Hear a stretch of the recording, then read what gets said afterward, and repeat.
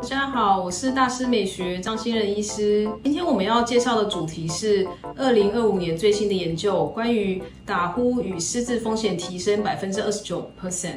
那这个研究的话，会提示我们边的朋友、长辈们，如果渐渐有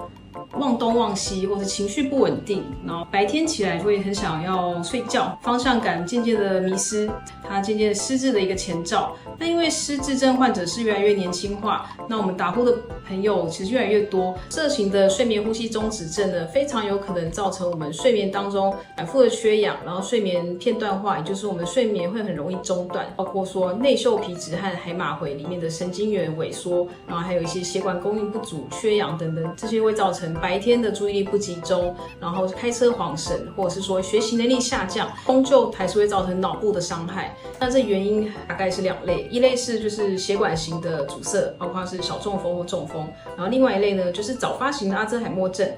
这两类都会造成失智的前兆哦。打呼、睡眠呼吸中止症其实不只是吵而已，也就是说，我们的大脑正处于长期的缺氧、被伤害，并且细胞损伤。那这些事情呢，会造成反复的一个神经元的伤害，大脑无法正常的修复。那长期发炎之下呢，会导致自律神经失调，身体慢性发炎不会好，身体极度的疲累。那我们要怎么预防这样的情况发生呢？等我们做全面的一个打呼的评估，包括说认知功能评估，还有自律神经的评估。那呼吸道评估就是我们的专业，鼻腔通道，然后鼻窦，甚至鼻咽部，还有内视镜，以及咽喉里面所有的检查，我们都可以安排。脑部退化不是一夕之间发生的，但是呢，我们可以做很多事情来预防它。要记得，打呼可以治疗，失智可以预防，但你只差这一次的检查。